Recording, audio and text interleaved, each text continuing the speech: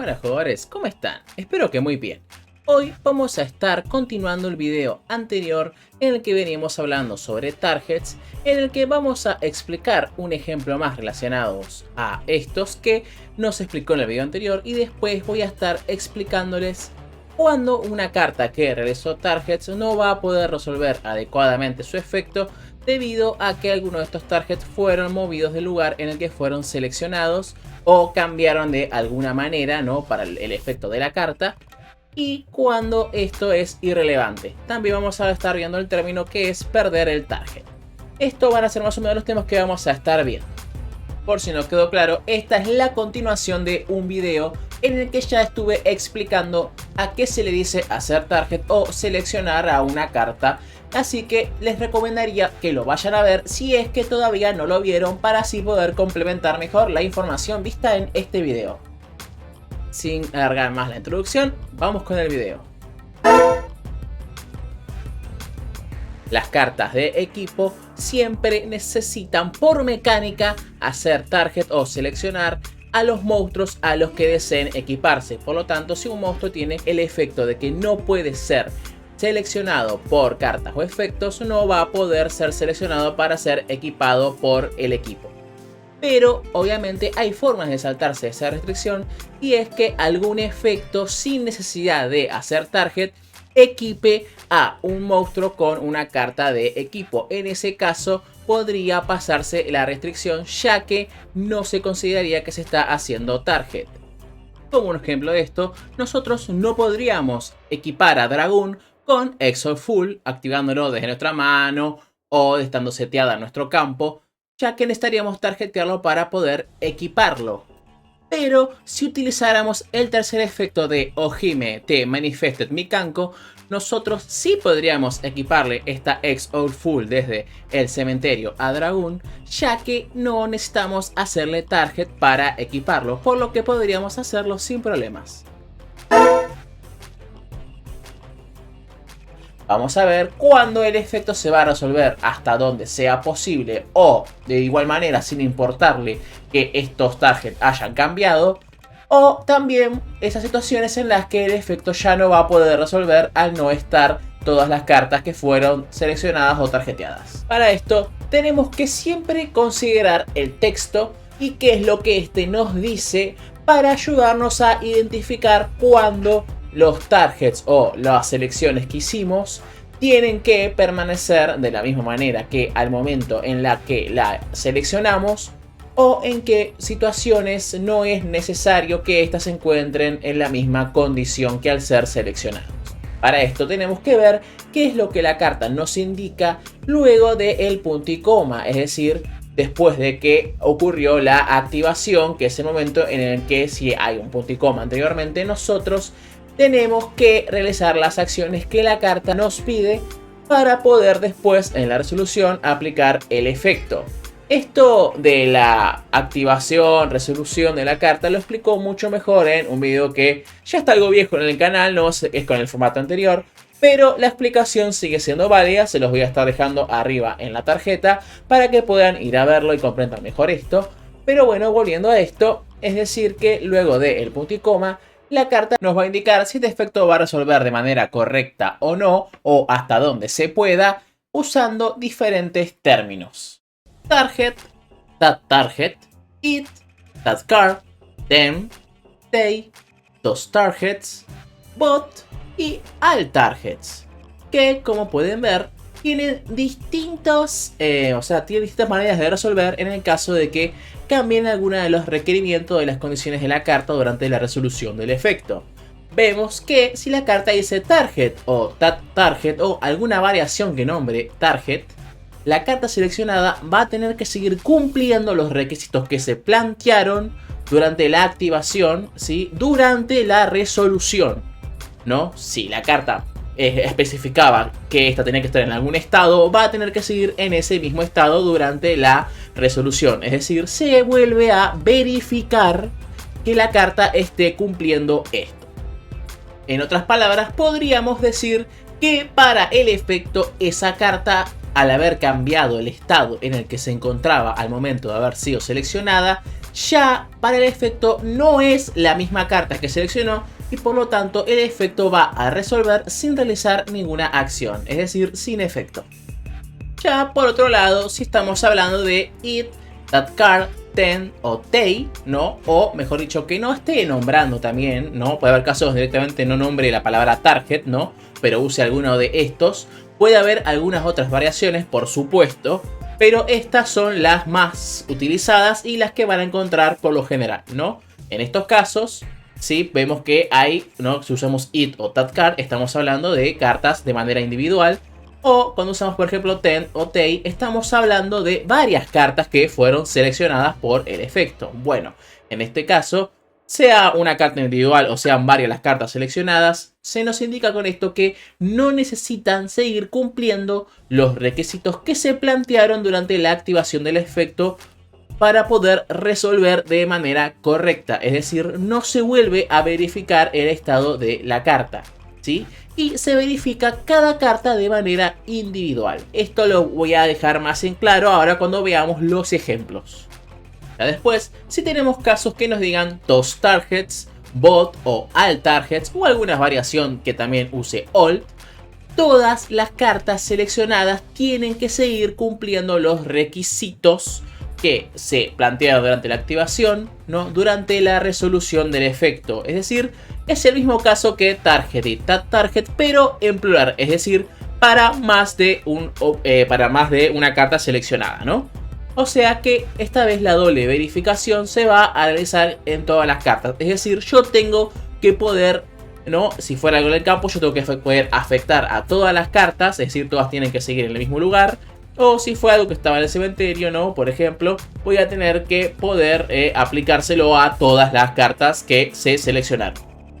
Puede que a esta altura se estén sintiendo un poco confundidos con estos términos, pero créanme que en la práctica es mucho más fácil reconocer esto, ¿no? Que cuando lo están viendo en teoría. Y a medida que lo vayan normalizando van a poder de esta manera entender mucho mejor muchos efectos y van a poder resolver muchísimas más situaciones. Ahora, para aclarar mucho mejor los puntos que estuvimos viendo, vamos con los ejemplos. Supongamos que controlamos una carta boca abajo y nuestro oponente activa Darkboard Lighting. Y entonces selecciona nuestra carta boca abajo para que sea destruida en resolución y él poder descartar una carta. Pues bien, si nosotros activamos la carta volteándola, después en resolución, ¿no? En este caso es irrelevante, ¿no? ¿Qué carta es la que estamos volteando? Si quieren, supongamos que la carta es Skill Drain, ¿no? Bueno, la carta se voltea, ¿no? En resolución, la carta ya no está boca abajo, ¿no? Ya que veamos que Darkboard Lighting dice That Target, por lo tanto necesita que la carta esté boca abajo al momento, ¿no? En la que activamos la carta y hacemos la selección a la carta boca abajo, necesita que continúe boca abajo en resolución. Pero si nosotros la activamos, lo que hace que pase a estar boca arriba, en resolución no va a ser destruida. Por lo tanto, en este caso, nuestra Skill Drain quedaría en nuestro campo. Y por supuesto, nuestro oponente, al no haber podido destruir, no va a poder descartar una carta. Ahora, si en esta misma situación, en vez de Darkboard Lighting, la carta fuera Jamming Waves, en este caso, a pesar de que volteamos la carta no igualmente sería destruida, ya que Jamming Waves no dice That Target, sino que usa la expresión It, ¿no? En este caso, Destroyed It. Por lo tanto, no le importa que la carta haya cambiado, ¿no? Los requisitos que marcó en la activación durante la resolución. Por lo tanto, en este caso, ¿no? Que dijimos que era Skill Drain, sería destruida a pesar de ahora estar boca arriba.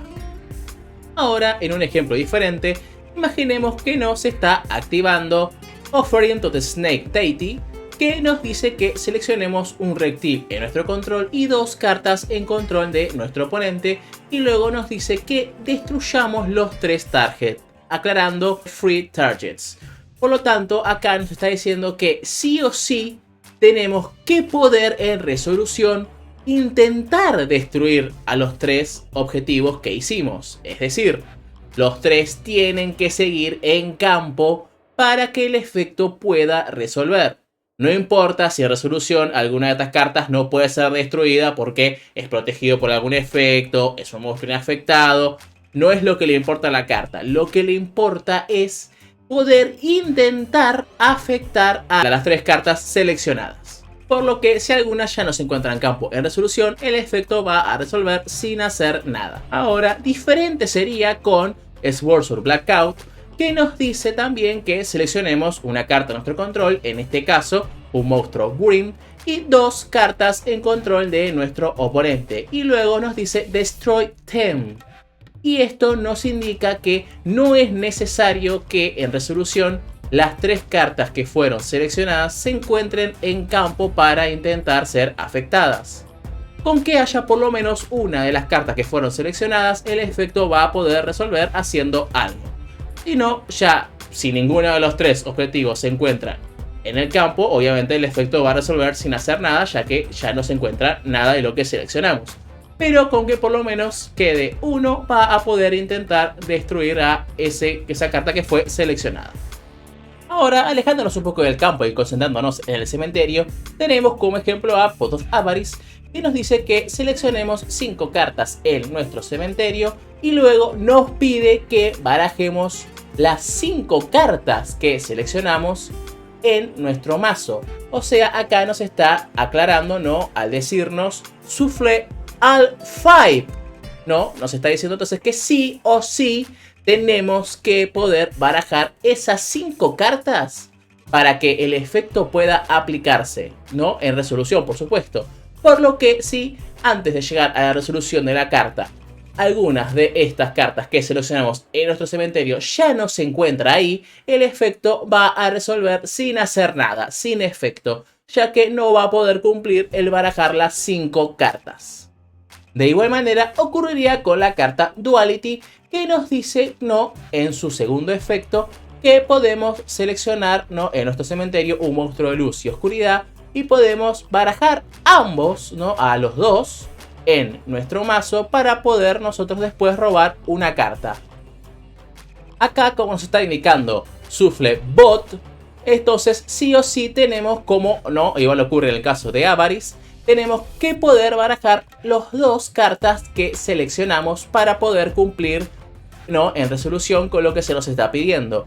Pero como en este caso también pasaría, nos habrían desterrado o cambiado de lugar alguno de los objetivos que hicimos, ¿no?, alguna de las cartas que seleccionamos, entonces no podríamos devolver las 2, por lo tanto no devolveríamos ninguna y no podríamos robar una carta.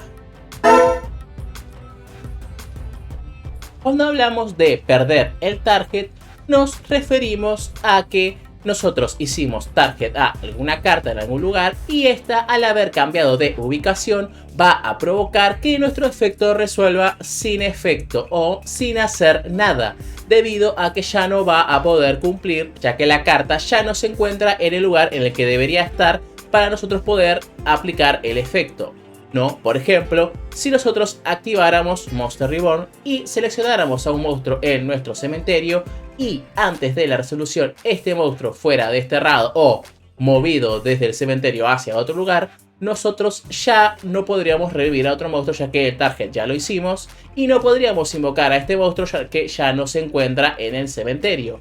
Por lo tanto, Monster Reborn resolvería sin efecto. Esto mismo ocurriría con Magnet Reverse, que a pesar de que dice que nosotros podemos invocar desde nuestro cementerio o desde nuestro destierro, él allá hizo target en alguno de estos 2 lugares. Es decir, si hizo target en el cementerio a un monstruo y este fue desterrado, no va a poder invocarlo desde el destierro, ya que lo seleccionó en el cementerio. Y si lo hubiera seleccionado en el destierro y este fue enviado al cementerio, no podría revivirlo desde el cementerio, ya que este fue seleccionado en el destierro. Ahora, con un ejemplo en campo, imaginemos que se activa Compulsory Evacuation Device, ¿no?, y hace target a un monstruo. Y este monstruo, antes de la resolución de Compulsory, abandona el campo y es enviado a otro lugar que nos es indiferente en este momento. No va a poder ser regresado a la mano, se considera que perdió el target, ya que lo targetea en campo y al ya no estar en campo no va a poder retornarlo a la mano en resolución. Y como una pequeña aclaración sobre Compulsory, ¿no?, que yo sé que me la van a preguntar en los comentarios si no, es qué pasaría si ese monstruo se va boca abajo, ¿no? Pues bien, sería de todas maneras devuelto a la mano, ya que este seguiría siendo el mismo monstruo que fue tarjeteado. ¿Pero por qué para esta carta, no? Ya que En el momento en el que activa, solo dice un monstruo en el campo. No nos especificaba que fuera un monstruo boca arriba o nos daba alguna otra condición, ¿no? Algún otro requerimiento sobre el monstruo que estamos seleccionando. Por lo tanto, en resolución, aunque ya no esté boca arriba, esté boca abajo, de todas maneras sería regresado a la mano. Ahora, para ir cerrando, les voy a mostrar ejemplos de cartas que no usan precisamente la terminología que vimos anteriormente, pero como nos están pidiendo ciertas características de las cartas que tarjeteamos, ¿no? Esto nos lo está pidiendo ahora en resolución, vamos a ver que es necesario que estas cartas puedan decirnos esta información en resolución para que el efecto pueda cumplirse. Como primer ejemplo tenemos a Salamangreat Rage, cuyo segundo efecto nos dice que hagamos target a un monstruo Link Salamangreat en nuestro control que haya usado a un monstruo Link del mismo nombre como material para su invocación, y nos dice que en resolución podemos destruir cartas que nuestro oponente controle hasta la cantidad, ¿no?, que sea igual a el Link rating del monstruo Salamangreat que seleccionamos. Esto necesariamente nos dice que el monstruo Link que seleccionamos en la activación tiene que seguir en campo en resolución, porque necesitamos chequear en resolución su Link rating para saber hasta cuántas cartas podemos destruir. En el caso de que el monstruo ya no se encuentre en la resolución de Rage, entonces va a resolver sin efecto, es decir, sin hacer nada.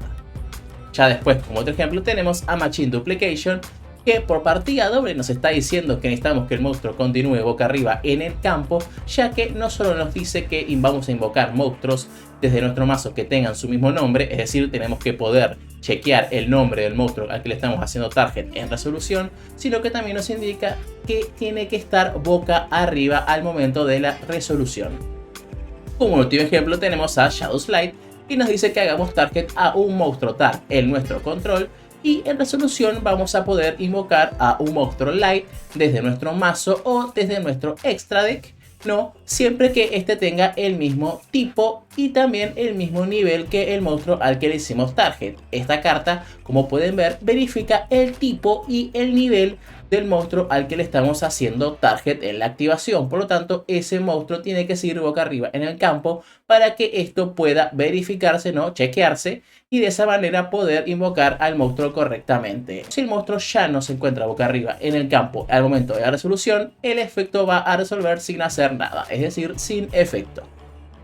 Y bueno, jugadores, esto sería todo para este video. Espero que les haya quedado mucho más claro este tema. Traté de usar todos los ejemplos posibles que se me vinieron a la cabeza y tratar de abarcar tantos términos como fuese posible, pero si les quedaron dudas, por supuesto pueden dejármela abajo en los comentarios.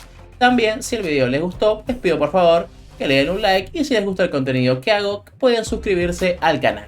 Sin nada más que decirles, será hasta la próxima. Nos vemos.